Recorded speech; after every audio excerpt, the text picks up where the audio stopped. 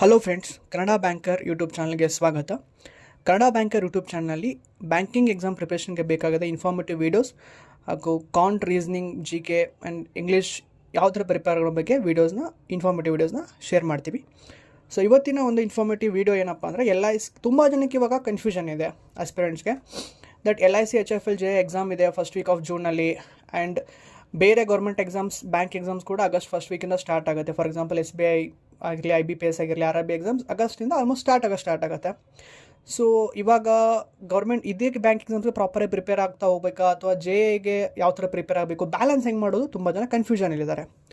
So my opinion ಅಥವಾ suggestion ಏನಪ್ಪ ಅಂದರೆ, ಸೊ ಇವತ್ತು April 20, ಸೊ May 31 ಅಂತ ಒಂದು ರೌಂಡ್ ಫಿಗರ್ ಇಟ್ಕೊಂಡ್ರು ಕೂಡ ಸೊ ನಿಮಗೆ 41 days ಟೈಮ್ ಸಿಗುತ್ತೆ LIC HFLJ ಎಕ್ಸಾಮ್ಗೆ ಪ್ರಿಪೇರ್ ಆಗೋಕ್ಕೆ. ಸೊ 41 ಡೇಸಲ್ಲಿ some days if you miss, like ಒಂದಿನ ಸ್ಟಡಿ ಮಾಡಲಿಲ್ಲ ಅಥವಾ ಇಲ್ಲ ಊರಿಗೆ ಹೋಗ್ಬಿಟ್ರಿ ಅಥವಾ ಹೆಲ್ತ್ ಇಶ್ಯೂ ಅಥವಾ ಬೇರೆ ಕೆಲಸ ಬಂದುಬಿಡ್ತು ಅಥವಾ ಟೈಮ್ ಸಿಗಲಿಲ್ಲ ಅಂದ್ಕೊಂಡ್ರು ಕೂಡ, ಸೊ ಇಫ್ ಯು ಹ್ಯಾವ್ 30 ಡೇಸ್ನ ಕೌಂಟ್ ರೌಂಡ್ ಫಿಗರ್ ಅಂತ ಅಂದ್ಕೊಂಡು, ಬಿಕಾಸ್ ನಾನು ಯೂಶ್ವಲಿ ಹಂಗೆ ಕ್ಯಾಲ್ಕುಲೇಟ್ ಮಾಡೋದು. ಎವ್ರಿ 3 days ಒಂದು ಮಾಕ್ ಟೆಸ್ಟ್ನ ನೀವು ಕೊಟ್ಟು ಅನಲೈಸ್ ಮಾಡಿದ್ರು ಕೂಡ, ಸೊ 30 ಡೇಸಲ್ಲಿ ನೀವು 10 ಮಾಕ್ ಟೆಸ್ಟ್ನ ಏನು ಮಾಡ್ಬೋದು, ಕವರ್ ಮಾಡ್ಬೋದು. ಆ್ಯಂಡ್ 10 ಮಾಕ್ ಟೆಸ್ಟ್ನ ಪ್ರಾಪರಾಗಿ ಕೊಟ್ಟು ಅನಲೈಸ್ ಮಾಡಿದ್ರೆ ದಟ್ ಈಸ್ ಸಫಿಷಿಯೆಂಟ್. ಸಫಿಷಿಯೆಂಟ್ ಅಂದರೆ ತುಂಬ ಚೆನ್ನಾಗಿ ಪ್ರಾಕ್ಟೀಸ್ ಆಗುತ್ತೆ ಅಂತ ನನ್ನ ಒಪಿನಿಯನ್ನು. ಸೊ ಅದರಲ್ಲಿ ನೀವು ಎಲ್ಲಿ LIC HFLJ ಎಕ್ಸಾಮ್ಸ್ನ ಮಾಕ್ ಟೆಸ್ಟ್ನ ಕೊಡ್ಬೋದು ಅಂದರೆ, ಯೂಶ್ವಲಿ ಪ್ರಿಫರ್ ಮಾಡೋದು ಗೈಡ್ಲಿ ಮತ್ತು ಹಾಲಿಬೋರ್ಡ್. ಬಿಕಾಸ್ ಗೈಡ್ಲಿ ಏನನ್ಸುತ್ತೆ ಅಂದರೆ ಎಕ್ಸಾಮ್ ಲೆವೆಲ್ಗಿಂತ ಒಂದು ನೆಕ್ಸ್ಟ್ ಲೆವೆಲಲ್ಲಿ ಅವರು ಮಾಕ್ ಟೆಸ್ಟ್ನ ತೊಗೊಂಡಿರ್ತಾರೆ ಅಂತ ನನ್ನ ಒಪಿನಿಯನ್ನು. ಆ್ಯಂಡ್ ಹಾಲಿಬೋರ್ಡ್ ಯೂಶ್ವಲಿ ಎಕ್ಸಾಮ್ ಲೆವೆಲಿಗೆ ಅವರು ಮಾಕ್ ಟೆಸ್ಟ್ನ ಸೆಟ್ ಮಾಡಿರ್ತಾರೆ. ಆ್ಯಂಡ್ ಸಮ್ಟೈಮ್ಸ್ ಜಾಸ್ತಿ ಕೂಡ ಇರುತ್ತೆ. ಸೊ ಯೂಶ್ವಲಿ ಲಾಸ್ಟ್ ಇಯರ್ ಸ್ವಲ್ಪ ಜಾಸ್ತಿನೇ ಒಂದು ಲೆವೆಲ್ ಸ್ಟೆಪ್ ಮೇಲೆ ಹೋಗಿದ್ರು ಅವರು ಎಕ್ಸಾಮ್ಗಿಂತ ಅಂತ ನನ್ನ ಒಪಿನಿಯನ್. ಸೊ ಗೈಡ್ಲಿಯಲ್ಲಿ LIC HFLJ 5 ಮಾಕ್ ಟೆಸ್ಟ್ ಇದ್ದಾವೆ. And Oliveboard LIC HFLJ mock test 5 ಇದ್ದಾವೆ. ಸೊ ನೀವು ಎವ್ರಿ 3 days ಒಂದು ಮಾಕ್ ಟೆಸ್ಟ್ನ ಕೊಟ್ಟರೆ 30 ಡೇಸಲ್ಲಿ ಇವೆರಡು 10 ಮಾಕ್ ಟೆಸ್ಟ್ನ ಕಂಪ್ಲೀಟ್ ಮಾಡ್ಬೋದು. ಸೊ ಯಾವ ಥರ ಅಂದರೆ, ಇವಾಗ ಒಂದು mock test so LIC HFLJ time ಇರೋದು 2 hours. ಆ್ಯಂಡ್ ಪ್ಲಸ್ ಅನಾಲಿಸಿಸ್ಗಂತೂ 2 hours ಬೇಕೇ ಬೇಕು ಫಸ್ಟ್ 2 ಕ್ವಶನ್ನ ಸಾಲ್ವ್ ಮಾಡೋಕ್ಕೆ, ಹೌದಾ? ಸೊ ಎವ್ರಿ 3 days ನೀವೊಂದು ಟೆಸ್ಟ್ನ ಬರೆದು ಅನಲೈಸ್ ಮಾಡಿದ್ರೆ ಒಂದು 4 to 5 hours ನೀವು ಕೊಟ್ಟರೆ, so along with your regular preparation ಜೊತೆಗೆ, ಸೊ ಎವ್ರಿ 3 days ಒಂದ್ಸಲ ನೀವು ಈ ಥರ ಮಾಕ್ ಟೆಸ್ಟ್ ಕೊಟ್ಟು ಅನಲೈಸ್ ಮಾಡಿದರೆ ಅದು ನಿಮಗೆ ತುಂಬ LIC HFLJ ಎಕ್ಸಾಮ್ನ ಪ್ರಿಪ್ರೇಷನ್ಗೆ ತುಂಬ ಹೆಲ್ಪ್ಫುಲ್ ಆಗುತ್ತೆ.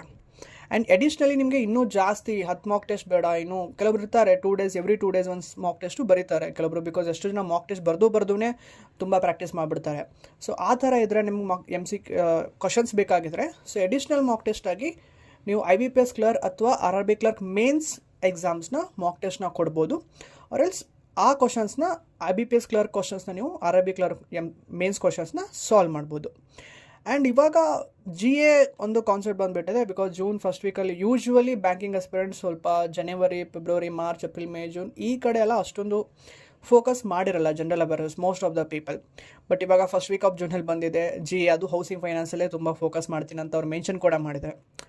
ಸೊ ಇವಾಗ ಶಾರ್ಟ್ ಟರ್ಮಲ್ಲಿ ಹೆಂಗೆ ಮಾಡ್ಬೋದು, my thought is, so general ಅವೇರ್ನೆಸ್ಸಲ್ಲಿ ಸೊ ನಾವಿವಾಗ 10 ಮಾಕ್ ಟೆಸ್ಟ್ ಇದ್ದಾವೆ, ಹೌದಾ?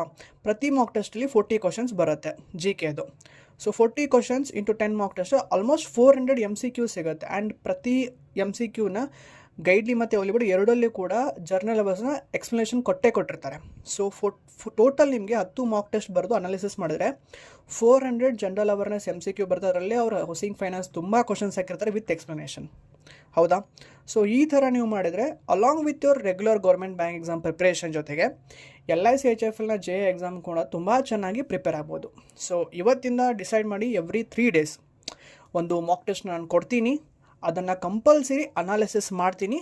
ಆ್ಯಂಡ್ ಅದರಲ್ಲಿ ಬರೋ GK ಕ್ವಶನ್ಸ್ನ ಕೂಡ ಪ್ರಾಪರಾಗಿ ಎಕ್ಸ್ಪ್ಲನೇಷನ್ ಜೊತೆಗೆ ಓದ್ತೀನಿ ಅಂತ. ಸೊ ಈ ಥರ ನೀವು ಇಟ್ಕೊಂಡು ಹೋದರೆ ಸೊ ನಿಮ್ಮ LIC HFLJ ತುಂಬ ಚೆನ್ನಾಗಿ ಹೋಗುತ್ತೆ. ಆ್ಯಂಡ್ ಅದ್ರ ಜೊತೆಗೆ ನಿಮ್ಮ ಡೈಲಿ ರೆಗ್ಯುಲರಾಗಿ ಗೌರ್ಮೆಂಟ್ ಎಕ್ಸಾಮ್, ಬ್ಯಾಂಕ್ ಎಕ್ಸಾಮ್ಗೆ ನೀವು ಏನು ಪ್ರಿಪೇರ್ ಮಾಡ್ತೀರಾ, ಫಾರ್ ಎಕ್ಸಾಂಪಲ್ ಕೆಲವರು ರೀಸನಿಂಗ್ ಪ್ರಾಕ್ಟೀಸ್ ಮಾಡ್ತಿರ್ತಾರೆ, ಕ್ಲಾಸ್ ಕೇಳ್ತಿರ್ತಾರೆ, MCQ ಸಾಲ್ವ್ ಮಾಡ್ತಿರ್ತಾರೆ. ಸೊ ಅದು ಕೂಡ ಬ್ಯಾಲೆನ್ಸ್ ಆಗಿ ಹೋಗುತ್ತೆ. ಅದ್ರ ಜೊತೆಗೆ LIC HFLJ ಎಕ್ಸಾಮ್ ಕೂಡ ಪ್ರಿಪ್ರೇಷನ್ ಚೆನ್ನಾಗಿ ಹೋಗುತ್ತೆ. ಸೊ ಎರಡೂ ಬ್ಯಾಲೆನ್ಸ್ ಆಗುತ್ತೆ.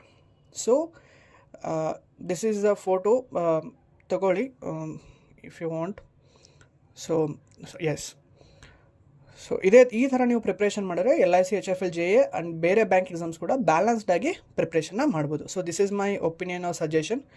If you guys want take it and ನಿಮ್ಮ ಸ್ಟಡಿ ಪ್ಲ್ಯಾನ್ನ ಈ ಥರ ಪ್ಲ್ಯಾನಿಂಗ್ ಮಾಡಿಕೊಂಡು ಎರಡು ಬ್ಯಾಲೆನ್ಸ್ ಮಾಡಿ ಇದು ಮಾಡಿ, ಆಯಿತಾ? So wish you all the best for your preparation also and for your exams also, and this time give your best and hope you all who are attempting seriously will get a job this year. So thank you so much for watching this video, and ಇದೇ ಥರ information ವೀಡಿಯೋಸ್ಗಳಿಗಾಗಿ Kannada banker YouTube ಚಾನಲ್ನ like ಮಾಡಿ, share ಮಾಡಿ, comment ಮಾಡಿ and subscribe ಮಾಡಿ.